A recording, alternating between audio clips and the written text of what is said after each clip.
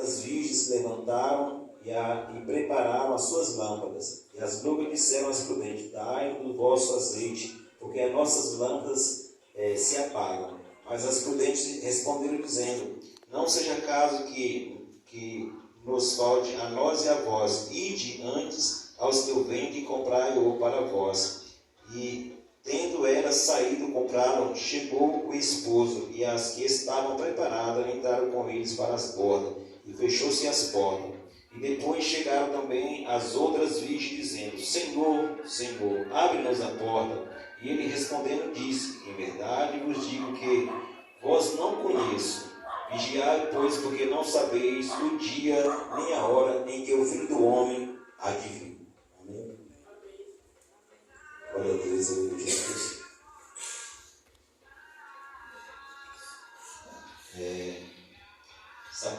Essa palavra vem falando sobre o sermão profético. Jesus, antes de subir aos céus, antes de ser crucificado, ele preparou os discípulos quais seriam os sinais do fim do mundo, e também falar sobre duas igrejas que ouvem a palavra de Deus ao mesmo tempo e são tratadas como virgens prudentes e virgens loucas. E aí Jesus aqui nessa parábola vem falando de 10 virgens que elas estavam esperando o esposo num determinado tempo. E todas tosquenejaram, todas adormeceram e dormiram. Mas à meia-noite, quando viram o grito, aí vem o noivo, que aquele clamor que vem o noivo, as virgens, elas se levantaram. Só que as prudentes, além dela ter azeite nas suas lamparinas, conforme vai queimando o azeite na lamparina, vai se secando. Então elas trouxeram reserva para quando acabasse na lamparina, elas colocar mais para manter a lamparina acesa. E as loucas, elas não se preocuparam, elas trouxeram só o azeite, só nas lamparinas. E essa palavra vem trazendo ao nosso coração, à igreja, que nós devemos se preocupar com a nossa vida espiritual. Sabemos que o azeite aqui simboliza a presença do Espírito Santo. E se nós não tiver reserva, o que é reserva na vida de um cristão? A reserva é você estar em contínua oração, é você estar orando, é você estar lendo a palavra de Deus, nós estar jejuando, se consagrando. Às vezes eu falo assim, no começo da minha caminhada, eu tinha um hábito que eu achei de extrema urgência. Eu jejuava dia sim, dia não. Um dia eu jejuava, outro dia eu não jejuava.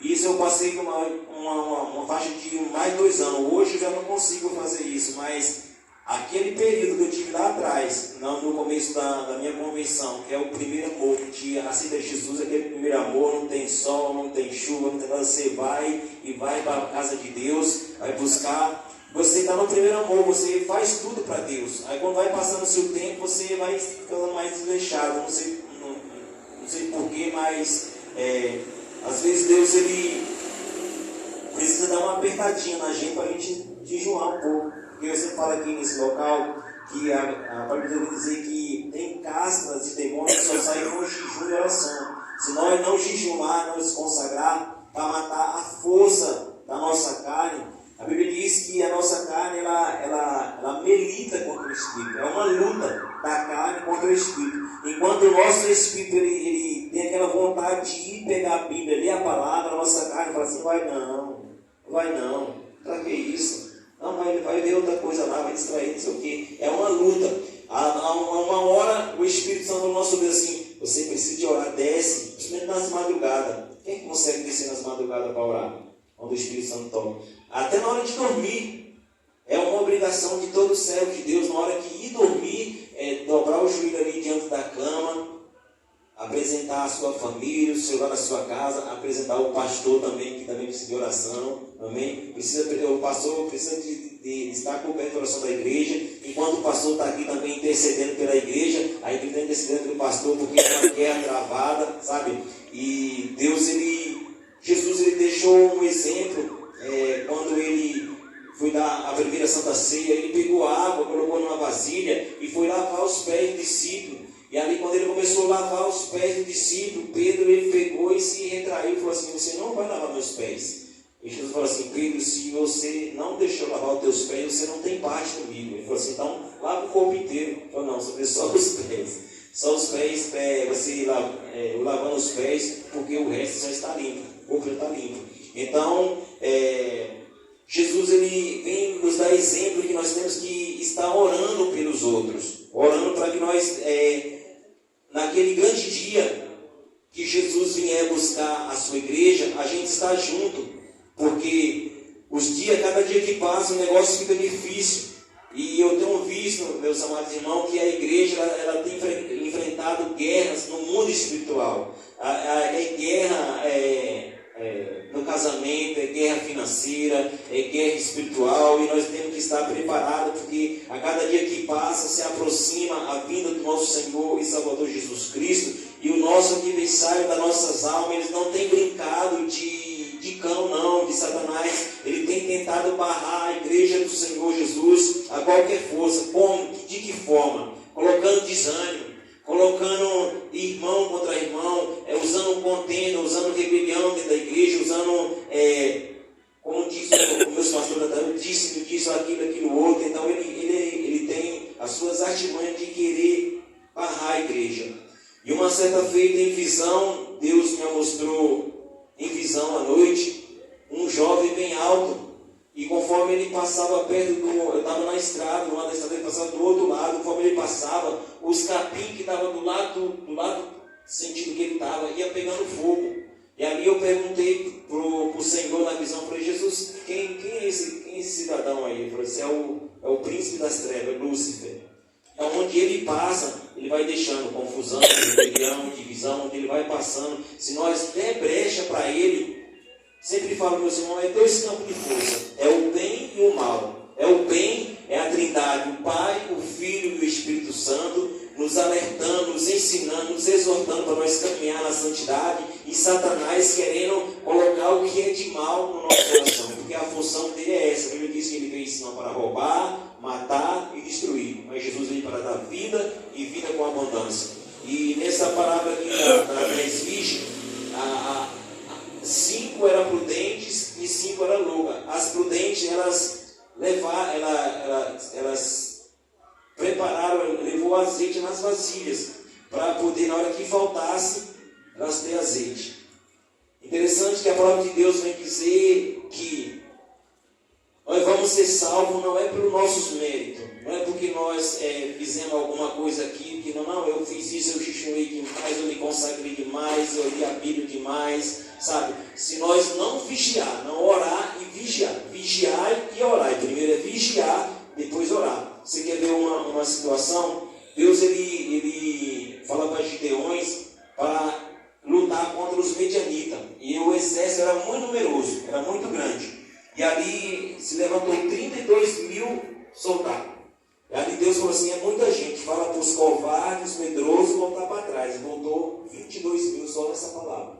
Ficou 10 mil. Dos 10 mil, Deus falou para Gideão levar até o ribeiro. E conforme eles bebiam a água, separasse de uma forma ou de outra. Aí um chegava na água e pegava a água para beber e olhando, vigiando. O outro também bebia de cachorro. Totalmente enfiado na da água. Então, conforme eles iam bebendo a água, Deus vai separando. E aqueles que bebiam a água com prudência, olhando se vinha algum inimigo, porque automaticamente era um teste para ir para a guerra. Se você vai para a guerra, você tem que estar preparado, que o seu inimigo pode te pegar de qualquer lado, ele pode te alvejar. Então, sobrou 300 homens. E Deus falou para Gideão: esses 300 vai ganhar a luta. E Deus ele falou para Gideão que eles iam ganhar aquela luta, mas por que Deus fez isso? Porque se Deus tivesse demitido os 32 mil para ir para a guerra, os 32 mil iam falar que quem ganhou a guerra foi quem? Foi Israel, não foi Deus. E Deus sempre sabe do nosso coração como seres humanos. Muitas das vezes Deus vence as batalhas, vence as guerras, e a gente quer falar assim: não, fui eu, se eu se eu pregar ali, eu sou eu o melhor, entendeu? E tipo assim, é uma coisa que nós seres humanos tem esse ego de dentro da gente. Mas a Bíblia vem dizer que o próprio Deus não divide a glória dele com ninguém. É tanto que ele fala para Gideão que uns 300 homens ele ia vencer. Ele disse: Gideão vai com uns 300 homens e dá sinal para Gideão cercar o arraial dos filisteus, colocar os homens, dividir os homens nas faixas lá e começar a tocar as buzinas e gritar: espada de Gideão, espada do Senhor, espada de Gideão, espada do Senhor. E ali na hora que eles começaram a proclamar aquilo que Gideão mandou falar, os inimigos eles ficaram meio que conturbados e começaram a lutar entre si. Começaram a lutar entre eles e matar uns aos outros. Então Deus ele sabe como entrar na guerra e ganhar a guerra. E nós como servos do Senhor, nós temos que só que obedecer a Ele. Mas o que Deus veio me focar no meu coração é que nós venha se preparar, se separar a cada dia, porque Jesus ele vem buscar a sua igreja. Deus sempre no meu coração: tomai força e coragem. Tira um pouco, se não conseguir jejumar, tira 2 horas de consagração. Se consagra porque no mundo que nós estamos vivendo hoje, o pecado bate na nossa cara todos os dias. Ele bate na nossa cara, convida a nós para nós se mergulhar no pecado. E se nós abrirmos o nosso coração para o pecado, automaticamente o Espírito Santo ele sai das nossas vidas e automaticamente quem vai entrar na casa é o adversário. Ele vai fazer ruaça, ele vai, em vez de a gente ter um coração de paz com o nosso irmão, a gente vai olhar para o nosso irmão, não vai aguentar olhar na cara, porque quem tem paz, ele transmite, e quem não tem paz? Ele transmite ódio, transmite aquilo dentro do coração. A Bíblia diz que a nossa boca fala que o coração está cheio. Se você veio de Deus, você vai falar de Deus. Mas pastor, muitas das vezes a gente está em casa, a gente não está pensando, a gente está meio desprovido, o povo está pensando um monte de besteira. Mas por quê? Tem que estar em vigilância. Jesus, ele conversando com a samaritana perguntou para ele assim: dizem que tem que adorar a Deus lá em Israel. E tu diz: onde você tem que adorar a Deus? Assim, a hora chegou e a hora é que os verdadeiros adoradores adorarão o Pai em espírito e verdade. Nem em Jerusalém, mas aonde você estiver, se tem o portal aberto.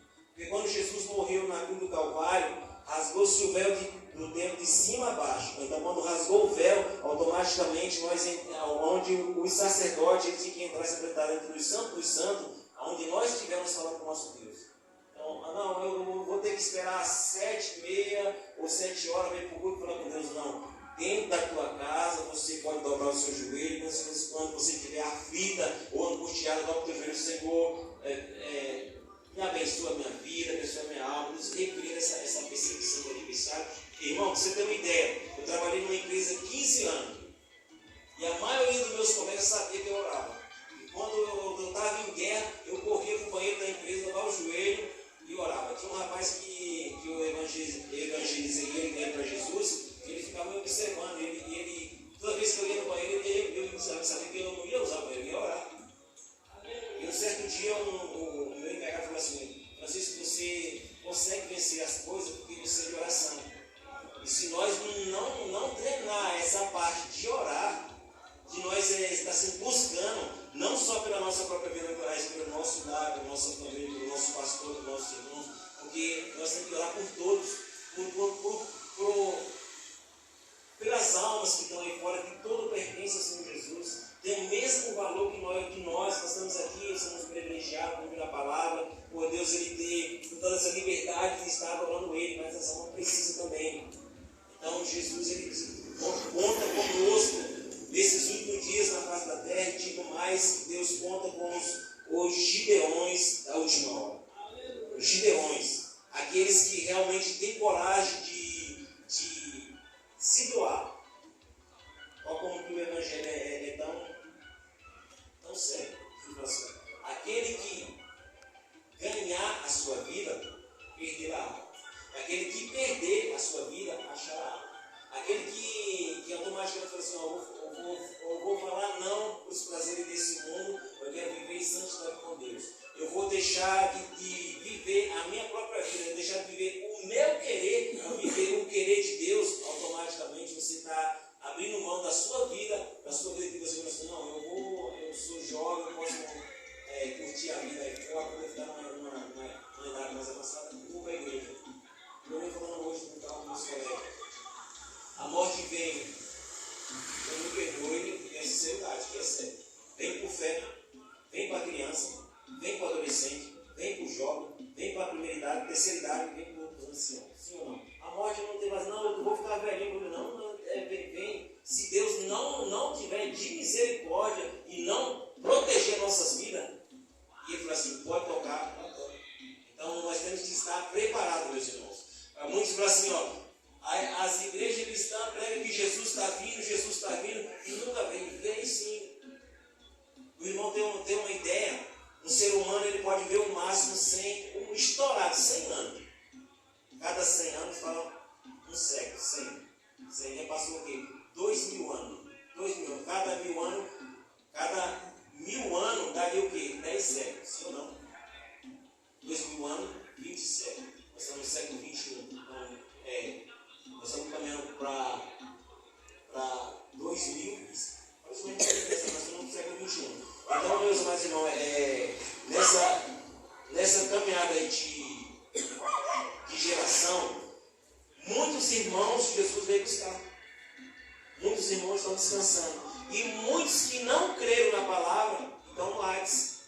Significa inferno, local de tormento. Mas, pastor, existe inferno?